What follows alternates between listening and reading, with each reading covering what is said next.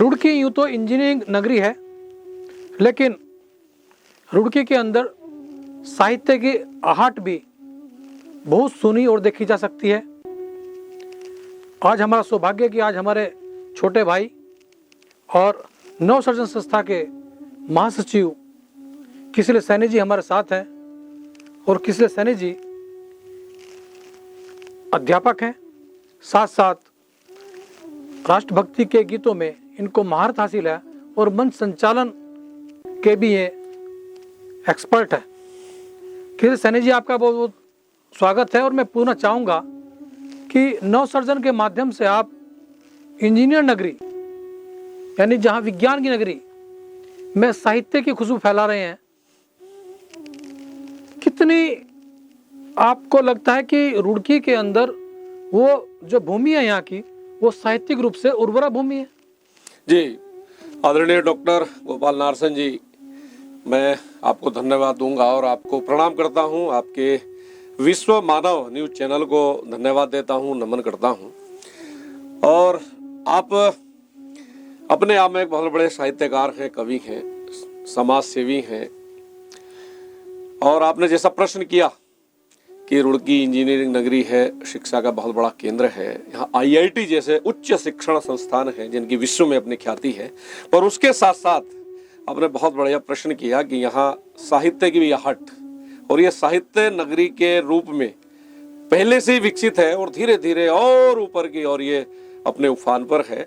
तो निश्चित रूप से मैं नवसृजन साहित्यिक संस्था के माध्यम से और जितनी भी हमारी रुड़की के अंदर और अन्य भी साहित्यिक संस्थाएं हैं, गतिविधियां संचालित होती हैं, मैं उनके माध्यम से यही कहना चाहूँगा कि जिस प्रकार रुड़की का एक नाम है शैक्षिक दृष्टि से, उसी प्रकार एक दिन निश्चित रूप से साहित्यिक नगरी के रूप में भी, जैसा साहित्य की नगरी, साहित्य जगत का यहाँ एक अपना एक फलता फूलता संसार पल्लवित होगा, तो निश्चित रूप से मैं कह सकता हूँ कि ये एक दिन बहुत वैसे तो हम कह सकते हैं कि डॉक्टर यमुना शर्मा अरुण जी जो हैं वो राष्ट्रीय साहित्य अकादमी के सदस्य रहे हैं और एक बड़े साहित्यकार, बड़ा नाम है निश्चित रूप से, तो बिल्कुल ये हम कह सकते हैं।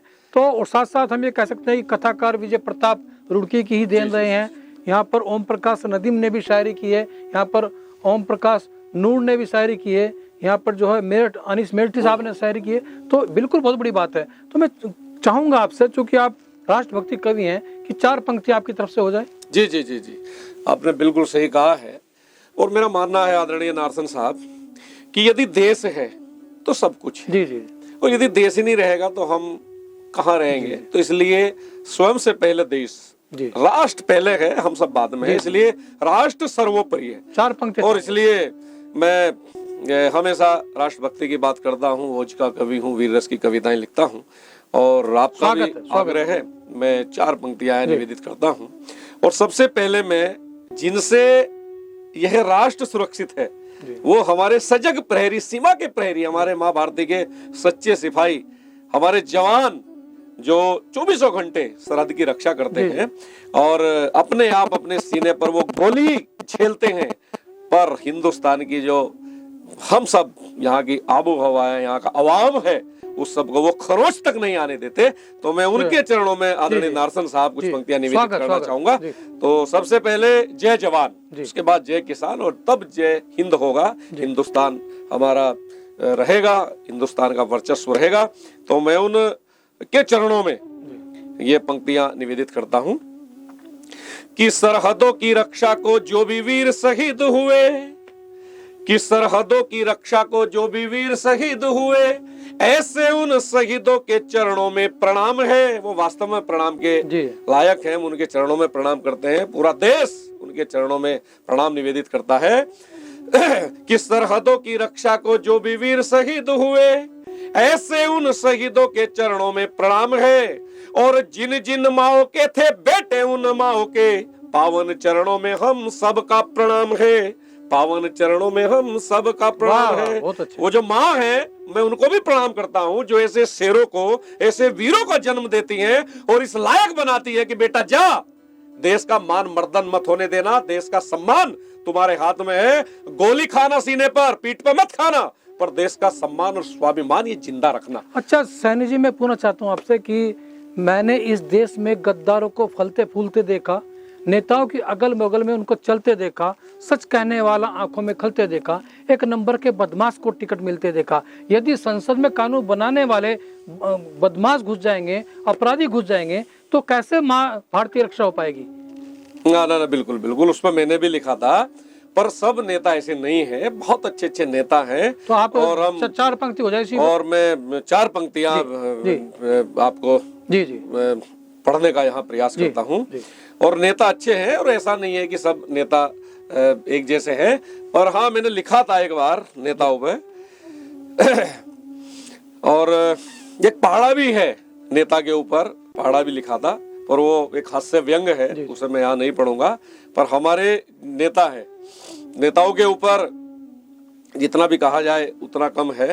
पर नेता लाल बहादुर शास्त्री जैसे नेता इस देश में हुए हैं, और उन्होंने जय जवान जय किसान जय हिंद का वो दिया था।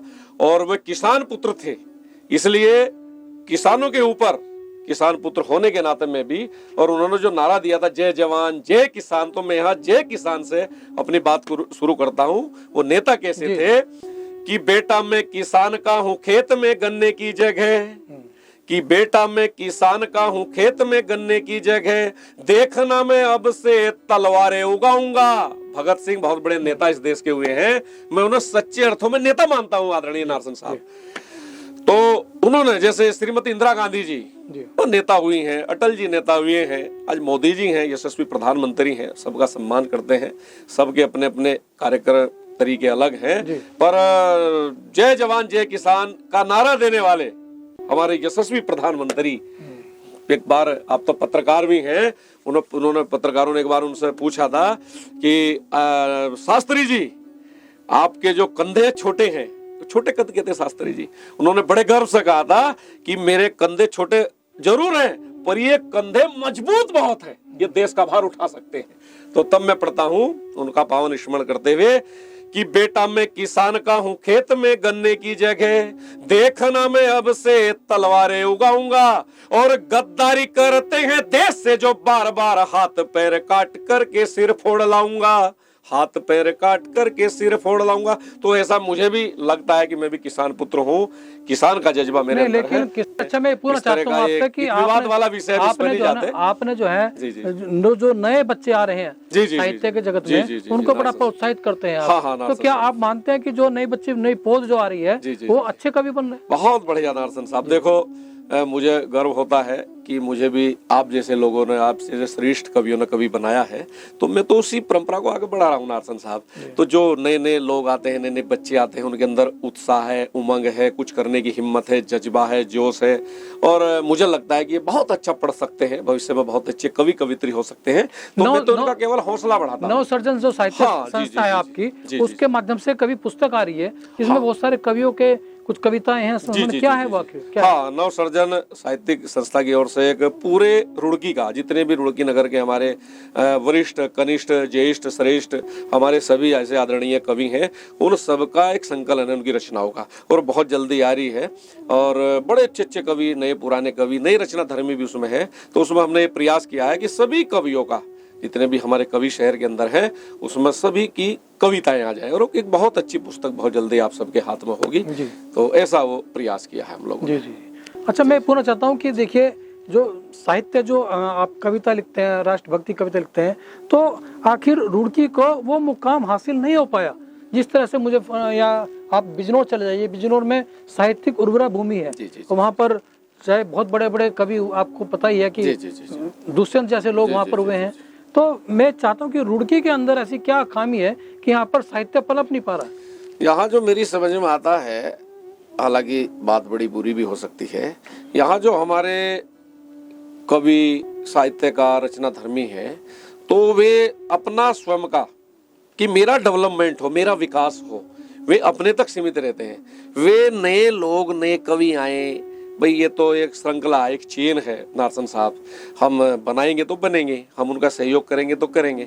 तो यहाँ मुझे जो एक मेन मुख्य कारण समझ में आया, वो आया कि यहाँ व्यक्ति कवि, साहित्यकार, वो अपना स्वयं का व्यक्तिगत विकास करता है, व्यक्तित्व का विकास करता है, और वो छोटे कवियों को उनका डेवलपमेंट नहीं करता। जैसा बिजनौर का आपने जिक्र किया है, तो वहाँ मैं भी कई बार कवि सम्मेलनों में गया हूँ, तो वहाँ मुझे लगता है कि वहाँ नए नए लोग मंच पर रहते हैं और उनका हौसला उत्साह। क्या आप नहीं मानते कि जो नए बच्चे आ रहे हैं, मैंने प्रयास किया, जो युवा कवि आ रहे हैं, तो उनके लिए सरकार को भी कोई ऐसा प्रोत्साहन जरूर चले कि जो जिस तरह कोई मान लिया कोई व्यक्ति ने किताब लिखी है और उसके पास पैसे नहीं है, साधन नहीं है, तो वो अपनी पुस्तक छपवा सके, कम से कम इतना प्रोत्साहन तो होना चाहिए। भाई साहब बिल्कुल तो सरकार की तरफ से ऐसा कोई कदम उठाया गया? बिल्कुल सरकार की ओर से होना चाहिए, और एक ऐसी नीति बननी चाहिए, कैसा होना चाहिए कि जो भी अपनी पुस्तक लिखना चाहे, कवि है, साहित्यकार है, लेखक है, कहानीकार है, किसी भी विधा से जुड़ा व्यक्ति है, तो यहाँ की सरकार प्रोत्साहन देना चाहिए, उसका पूरा सहयोग करना चाहिए, धन से भी सहयोग करना चाहिए, उसका मनोबल भी बढ़ाना चाहिए। और मुझे पिछले दिनों मैंने चर्चा की थी यहाँ की सरकार में कुछ बैठे लोगों से, तो उन्होंने बताया मुझे कि ऐसा यहाँ एक फंड है, ऐसी कुछ व्यवस्था होती है, जो लोग आते हैं उनके लिए सहयोग होता है। नहीं, लेकिन आपके बड़े स्तर पर होता है। आपके कार्यक्रम में भाषा संस्थान के व्यक्ति आए थे, उन्होंने आश्वस्त भी किया था, लेकिन अभी तक तो कुछ परिणित हुआ नहीं। हमारे बल्कि एक जो शायर थे इरशाद सेवक साहब, वो फाका कसी में गुजर गए। हाँ, इरशाद वो जो आए थे हमारे, मैं आपको बताना चाहूँगा, उन्होंने हमसे कहा था, प्रॉमिस किया था कि हम कुछ सहयोग करेंगे, तो मैं अपने माननीय अध्यक्ष जी से बात करूंगा। मुझे नहीं लगता कुछ उसमें अभी तक मेरी जानकारी के अनुसार कि उसमें कुछ सहयोग हुआ है।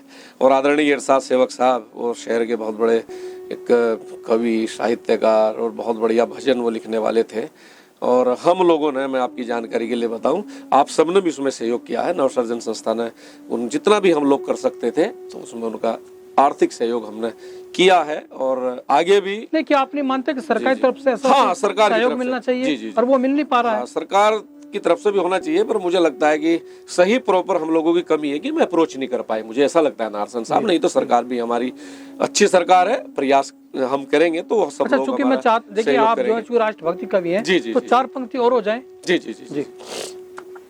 मुझे अपने पावन स्मरण आता है अपने परम पूजनीय गुरु जी आदरणीय महेंद्र पाल जी, मैं यहाँ उनका मेरे बहुत निकट रहे पावन स्मरण करना चाहूंगा।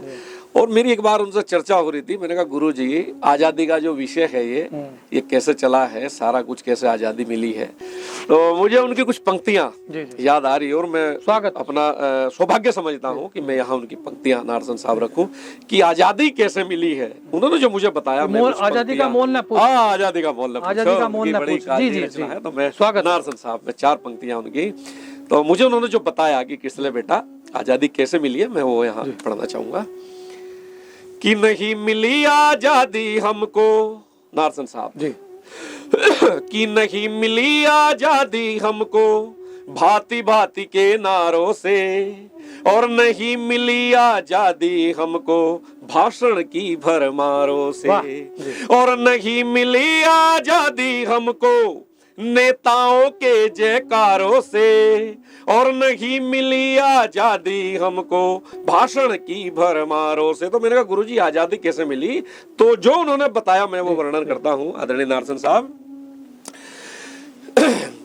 कि महंगे मोल चुकाए हमने, कि महंगे मोल चुकाए हमने 100 प्राण गंवाए थे, कि महंगे मोल चुकाए हमने 100 प्राण गंवाए थे, और बहनों ने भाई भेंट किए, माओ ने लाल चढ़ाए थे।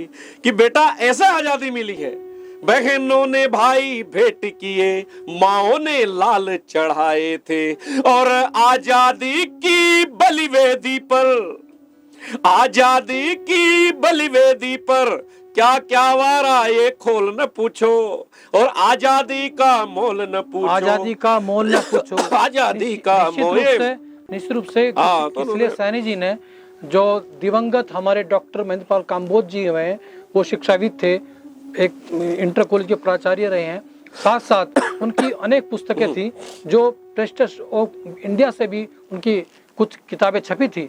तो निश्चित रूप से श्रद्धांजलि रूप में जो किसलिए सैनी जी ने उनकी पंक्तियां प्रस्तुत की है, वो अपने आप में ये सवाल जरूर खड़े करती है कि आज़ादी का मोल न पूछो, आज़ादी किस तरह से हमको मिली है। और राष्ट्रभक्ति के गीतों में निश्चित रूप से अब व्यक्ति के हृदय तक वार करने की क्षमता है, और राष्ट्रभक्ति की जब प्रेरणा देश के अंदर आती है तो देश की तरक्की भी करता है। तो किसवे सैनी जी, आपका बहुत बहुत धन्यवाद, आप यहाँ पर पधारे। और फिर हम किसी से बात करेंगे, तब तक के लिए जय हिंद, जय भारत, नमस्कार, प्रणाम।